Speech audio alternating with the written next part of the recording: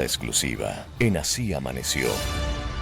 Son exactamente las 9 de la mañana con 28 minutos y tenemos el placer de tener en cabina a un exministro de Trabajo, alguien que sabe lo que es estar en el gobierno y lo que se necesita para que el Ecuador siga progresando. Estamos hablando del abogado Andrés Madero Poveda, ahora él es decano de la Facultad de Derecho y Gobernabilidad de la Ecotec.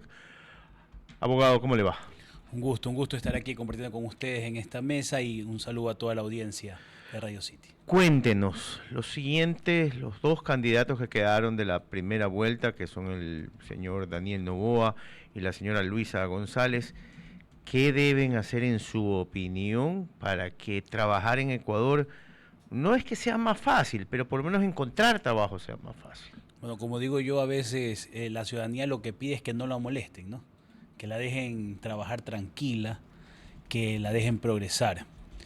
Y yo creo que los principales desafíos para el gobierno que llegue en mayo del 2025 será establecer con claridad y con transparencia cuáles van a ser sus puntos de trabajo. Okay. Y yo creo que eso debe empezar a hacer cualquier candidato de aquí en adelante, establecer una agenda transparente, frontal. Me decían algunas veces, pero sí se ha hecho, pero no se ha dicho. Yo no creo que en la asamblea sea tan difícil, y perdón si puedo sonar un poco ingenuo, pero yo no creo que sea tan difícil lograr consensos acerca de temas de seguridad, acerca de temas de empleabilidad y acerca de temas, por ejemplo, como la energía, la generación de energía. Okay.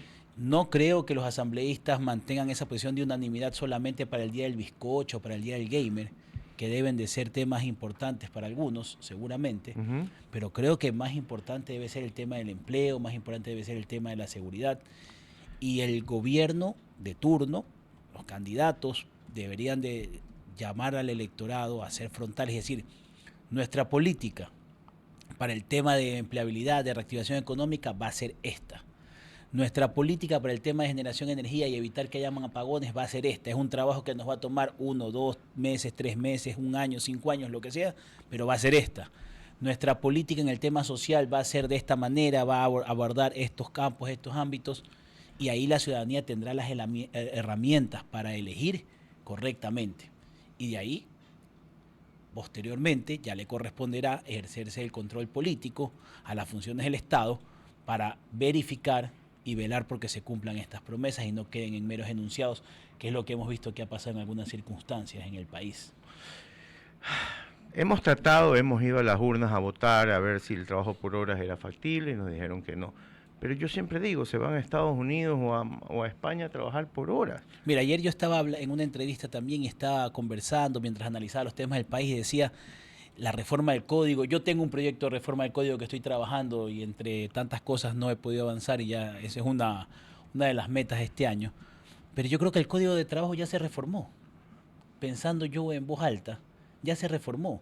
La realidad es que hoy 7 de cada 10 ecuatorianos trabajan sin 13ª, sin 14ª remuneración, sin seguridad social, porque la gente sigue yendo a buscar una fuente de ingreso para poder sostener a sus familias. Entonces hoy no le estamos dando ninguna clase de protección a estas 7 de cada 10 personas que se encuentran sin afiliación al Seguro Social, sin beneficios sociales, sin un contrato de trabajo, solo con la ilusión de que este día también me vuelvan a contratar y me vuelvan a pagar, aunque sea por las horas que trabajo. Entonces ya la supremacía de la realidad se ha impuesto a la letra muerta de un código de más de 86 años. Entonces es necesario que hoy los legisladores atiendan este principio y sea el derecho lo que siempre ha sido. El derecho va un poco más lento que la realidad, pero debe de irse al mismo tiempo poniendo y sintonizarse con lo que está pasando en la realidad del país. Hoy, miren, hay incluso tendencias que hablan de que es una especie de esclavitud pensar que una persona quiere pasar 40 años, 8 horas diarias, 5 días a la semana, haciendo lo mismo. Seguramente debe haber gente que prefiere esa estabilidad. Pero ¿por qué cerrarle el camino a personas que no buscan ese tipo de formas? Gente que quiere trabajar de manera parcial en un lugar, conocer el oriente y trabajar en el turismo por una temporada, luego irse a la Ruta del Sol y trabajar de esta manera, generar otras formas de empleo que actualmente funcionan. Abogado, hay ahorita, según el artículo 82, formas de trabajar por horas o por trabajar por contratos temporales. ¿Por qué no se usa casi? A ver, no se usa, ¿por qué le voy a indicar? Porque primero es jornada parcial permanente. ¿Qué quiere decir esto de jornada parcial permanente? Que usted tiene que establecer un tiempo entre 4 y 7 horas en el que va a trabajar siempre esa persona. No va a atender la realidad de los picos de atención.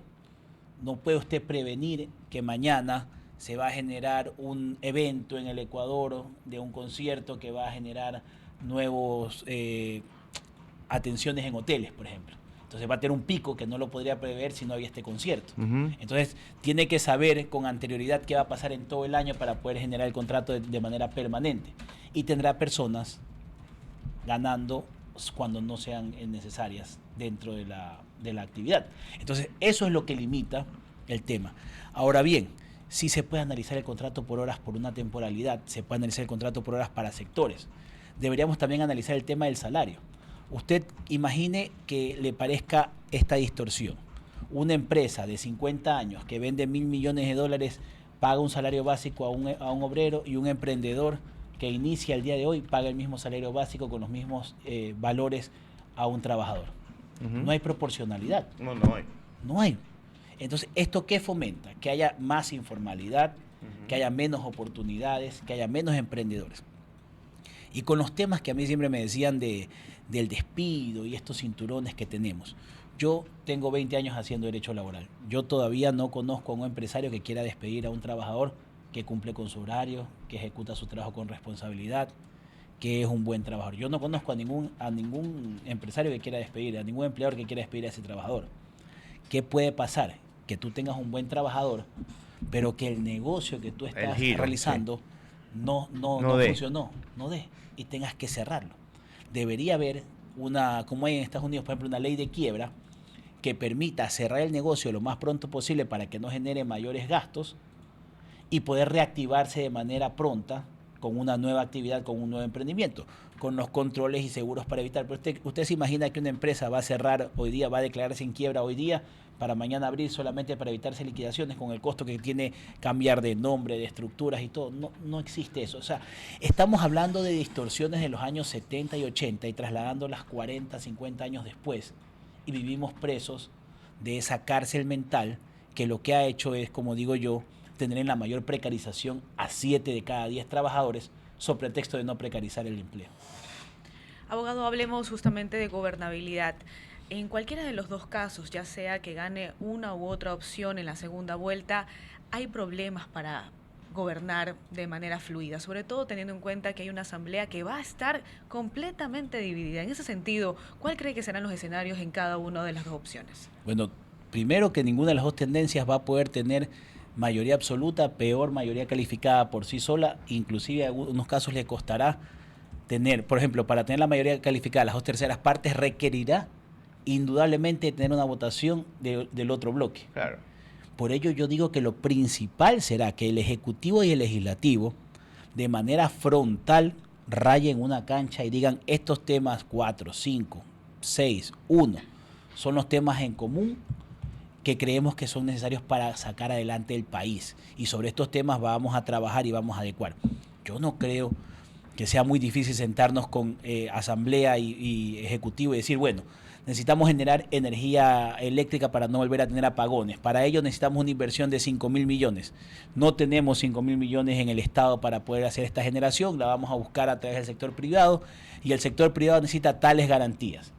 De otra parte puede salir alguien, sí, evitemos que haya una distorsión para que el sector privado pueda generar en algún caso algún abuso. Perfecto, este marco, este es el campo, vamos a la carga. Abogado, pero esto es en términos ideales, ¿no? Uno espera que los políticos tomen decisiones en pro del país, pero al final del día todas son jugadas políticas. Y en el caso de que llegue Luisa González o Daniel Noboa al poder, cualquiera de las acciones que se tomen seguiría siendo un espaldarazo para el gobierno de turno.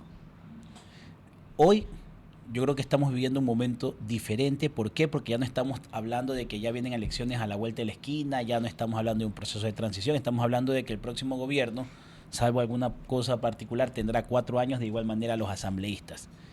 Y el país que estamos viviendo hoy, que salimos de nuestras casas sin saber si vamos a regresar víctimas de la delincuencia, que no sabemos si un emprendimiento va a poder subsistir, ya no aguanta más, ya no podemos estar en esa diatriba de mirar a la izquierda, mirar a la derecha, sino que tenemos que mirar hacia el frente y adelantar.